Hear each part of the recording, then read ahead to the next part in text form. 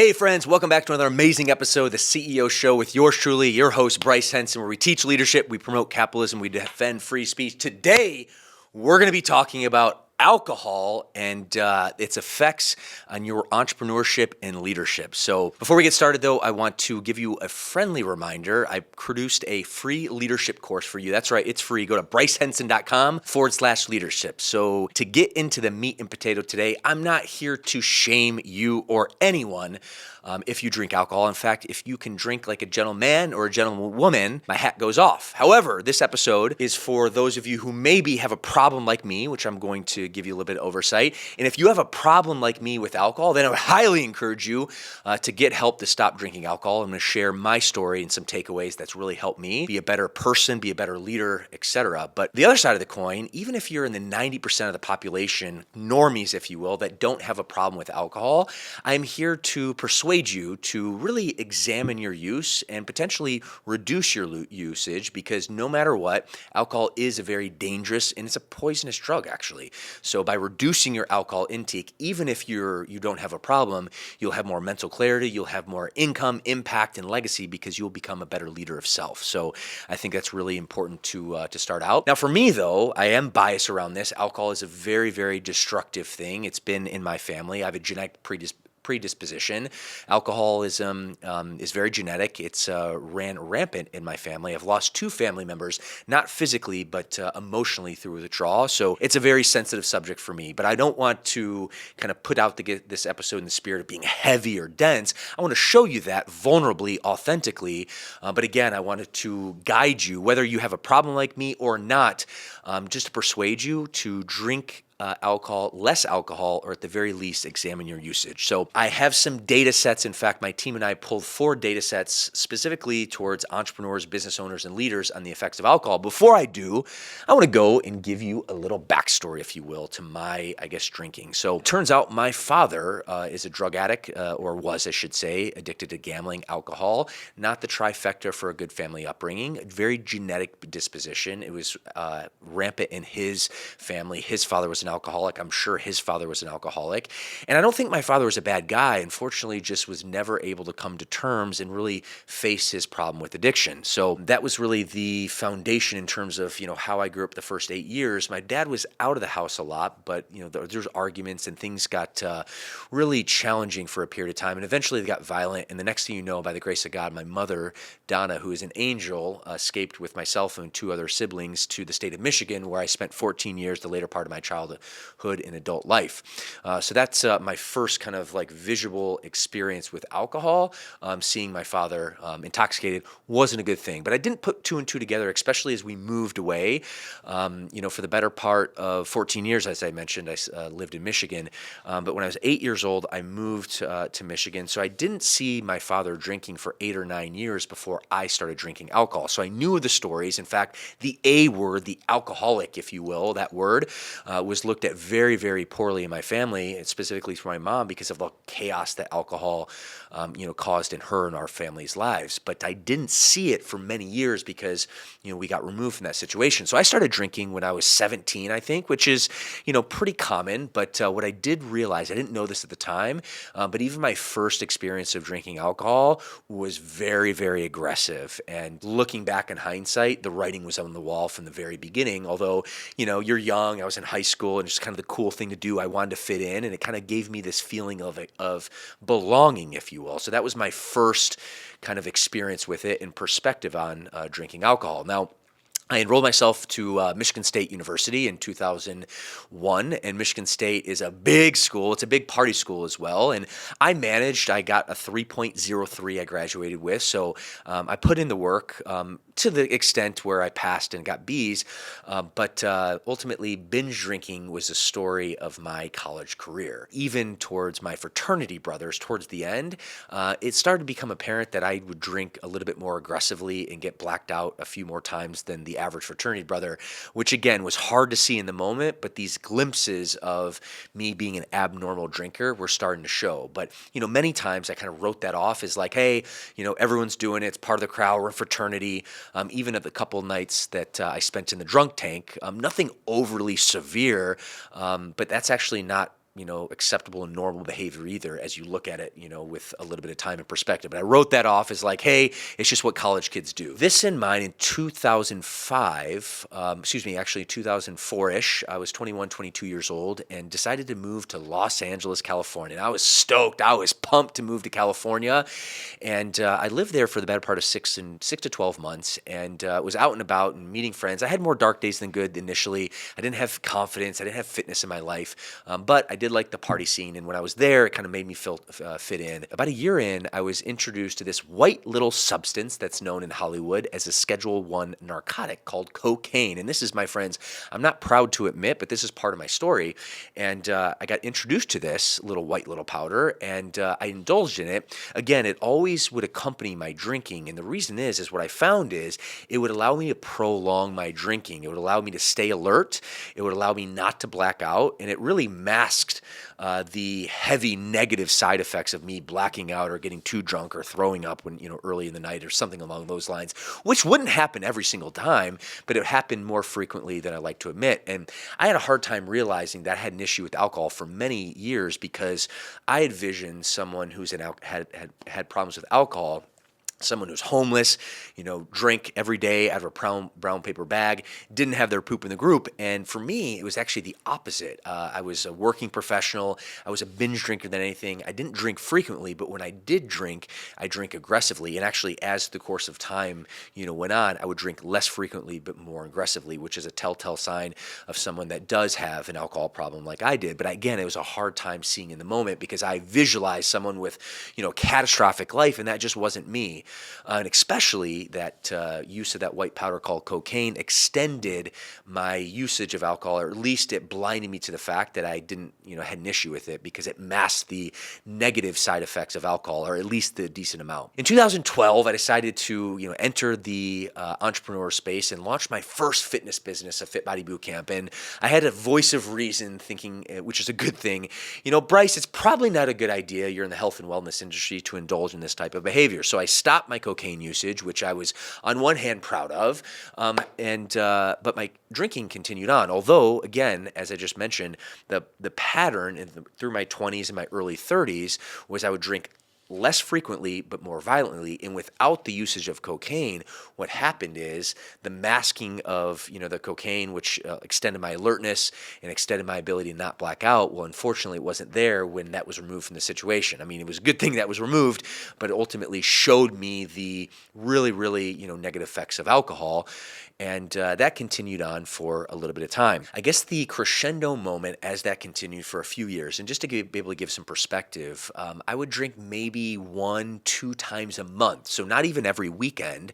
And again, it slowly, I guess, reduced, but I would drink more aggressively. And I did notice this. And even though it didn't have any catastrophic effects, I didn't have any legal issues, what I did notice is that I would waste, the better part of a Sunday, a couple times a month, because I was nursing a hangover, and that wasn't good, especially wanting to be very productive. And I was successful in business, but I looked back and I was like, how much more successful could I be?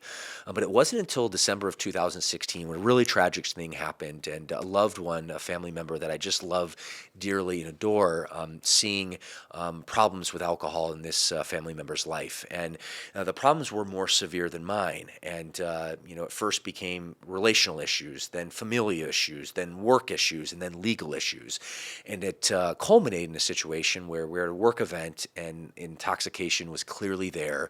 And ultimately I had to step in and salvage the situation the best I could. And it was a horrible situation, especially it was kind of the straw that broke the camel's back after a series of, years actually of, alcohol incidents and abuse that was becoming very clear, apparent.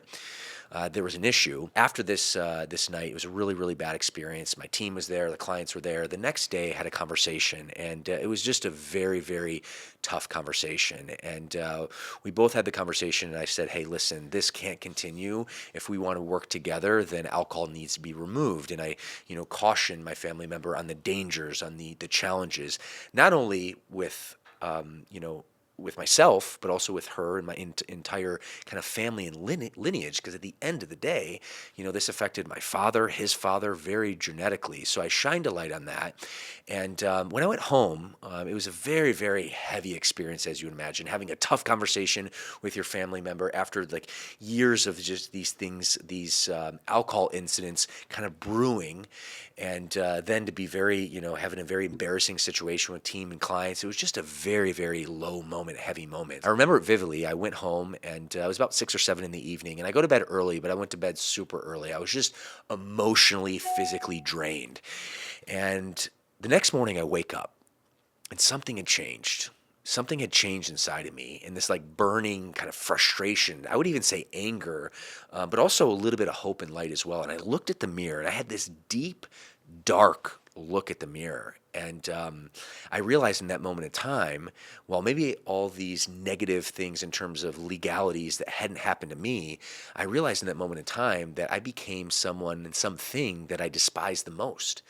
And that was a hypocrite. And I thought to myself, I'm going to ask this person, hey, you can't drink. And yes, even though I didn't have the issues that came with it, I did know that I did not drink like a gentleman. There was, fights and chaos that ensued, with my wife. And, truth be told, if I hadn't stopped drinking until this day, or at that period of time, I wouldn't, have a relationship with my wife, Tatiana. So I knew these things to be true, but I knew in that moment in time that the only way that I was going to, I guess, be a better leader of others would be a better leader for myself and really stop being a hypocrite. And I decided in that moment in time that I was going to remove alcohol from my life. And it was a heavy moment, but it was also a very liberating moment. But if you can believe, the story didn't end there per se, and it still goes on to this day because this was December 16th or December 2016. And I'm happy to report, up until this time of the recording, I haven't drank alcohol, but just because I haven't drank up until today has no correlation with my ability or inability to stop drinking alcohol tomorrow. So,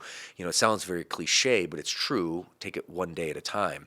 But even after that experience, I stopped drinking alcohol cold turkey for a few months. No support, no solution, just through sheer discipline and determination. And I was proud of myself on one hand, but then this, kind of growing, burning, like irritability started to really be consistent in my life. And this was probably April-ish timeframe of 2017. So a few months after the incident where I decided to stop drinking alcohol, and I was getting agitated, I was getting irritable, and I finally went to Google and I asked Google for the cure for alcoholism. And there was a bunch of resources that, got brought up, but one of them was a 12-step meeting. And there was a 12-step program or meeting in my area on a Monday night, and I decided, you know what, I'm going to go check it out. And I vividly remember this experience. I walk in, and that door was like freaking 1,000,000 pounds, and I finally cranked that thing open, and I was so, confused and embarrassed. I just sat in the corner, and I actually sat in the corner for the first few meetings without even saying anything. And then I think the 4th or 5th meeting on a Monday night at 7 o'clock, I finally decided to muster up all the courage I possibly could. And when we were going around the room identifying and introducing themselves, I finally stood up and said, "Hi, my name's Bryce, and I'm alcoholic." And I knew logically that this wouldn't happen, but emotionally it felt like everyone's going to laugh at me and berate me and ridicule me.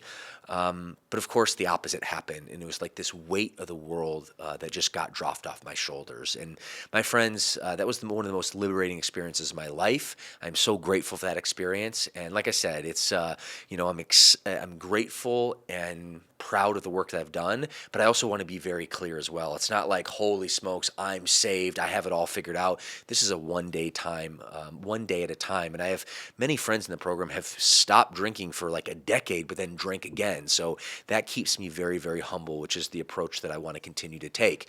But this all to say, while I want to take a humble approach, I am proud to report that without drinking or without stopping drinking alcohol, I'm not sitting and shooting this podcast with you today. I don't have a podcast. I wouldn't have, the credentials of being the CEO of Fit Body Bootcamp or the co-founder of the Legacy Tribe, mastermind business development coaching group with my business partners, Bedros Coley and Jay Redman. I wouldn't be, surrounded by an incredibly team of fire-breathing leaders founders here at FitBody headquarters, I wouldn't have partnerships with our entire brand of franchise partners and coaches, a lot of my life would not be the same. In fact, I would not have a significant other in Tatiana if alcohol was still part of my life. I share this with you humbly, vulnerably, but to also, give you some perspective to inspire you as well. And maybe you're, in a situation like me where you have a severe problem. And if you do, my call to action is reach out. You can reach out to me on all social media in terms of Instagram, LinkedIn, etc., YouTube at Real Bryce Henson. Or you can, find a 12-step program and really help because you need a community, need support. Or if you're, a 90% of the population, a normie, as I call them, that don't have a hardcore issue with alcohol, but you are contemplating launching a business, or you want to be a better entrepreneur, a better leader. You want to be a better leader of self so you can lead your family and your empire and your community. Then I would highly encourage you to examine your alcohol usage and humbly say, but firmly say, drink a little bit less. And I think that's going to go a long way. I wanted to start there. By next, this part of the conversation or the podcast, I want to highlight 4 sets of data as it pertains to alcoholism, entrepreneurship, leadership, and then as always, all the reference and the research material will be included in the show notes. But starting with the first out of 4 sets of data, we're going to go through the scope of alcohol abuse in the United States, and we're going to cover binge drinking, which I was, also the prevalence of alcohol use disorder, which is called AUD. We're going to talk a little bit about the economic impacts and also too the gender-specific risks. So AUD, starting at the top in this data set number 1, is the prevalence of alcohol use disorder. So I quote here from the Talbot Recovery, which again, I'm going to include all the data points in the show notes, but I quote here, an estimated 15 million people struggle with alcohol use disorder in the United States of America, but sadly, only less than 10% actually seek treatment. So from my perspective, there's nothing wrong with treatment. Put your hand up. That's actually the biggest sign of strength. Now, moving on to binge drinking, which really I was a binge drinker. I was never a daily drinker.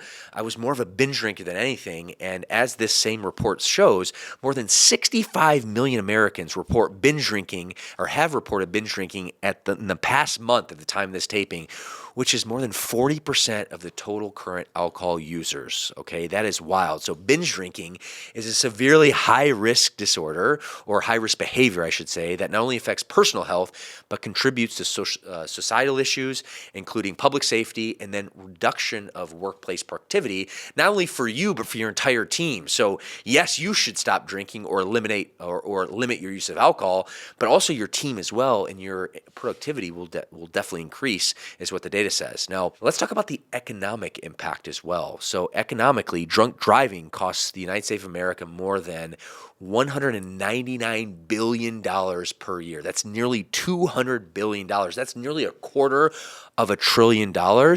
So as you would imagine, this substantial economic toll includes healthcare costs, legal expenses, and then lost productivity, all linked to alcohol-related incidents. So no bueno, my friends, not only for people's lives out there, but again, this is a business show. This is a leadership show for leadership and productivity. Let's talk a little bit about gender-specific risk as well. So for women and men, now women have slightly better data, but it's still not good.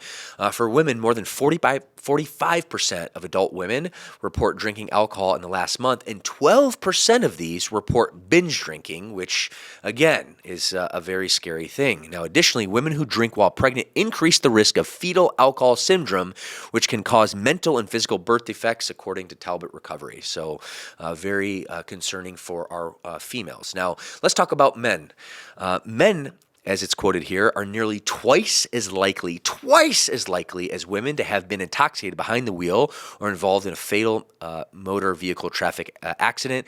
Excessive drinking in men also increases the risk of cancers of the mouth, throat, esophagus, liver, and colon. So not a good situation from a health perspective, but also too, like being dangerous not only to yourself, but to society. And, very candidly, this is, again, not something I'm proud to admit, but I drove drunk probably a handful of occasions, and not a good situation.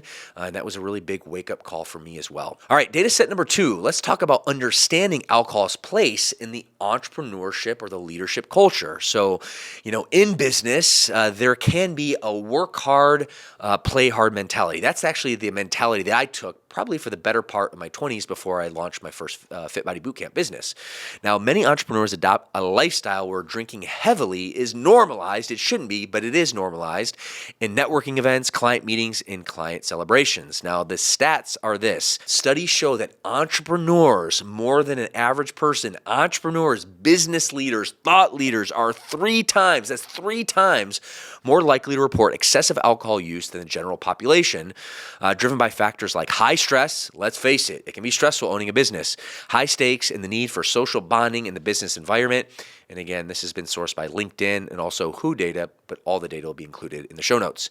Now, the subtle beginnings of dependency, and I think that's important as well because alcoholism, if you have a proper issue with it, is a progressive disease. It gets worse, never better. I know this to be true, and it can subtly, creep up on anyone. But social drinking can subtly shift to dependency as entrepreneurs increasingly rely on alcohol to de-stress and deconnect from business pressures. And if I look back at my story, a lot of it was probably just wanting to escape reality a little bit. De-stress, okay? Business, entrepreneurship, leadership, it comes at you hard, it comes at you fast.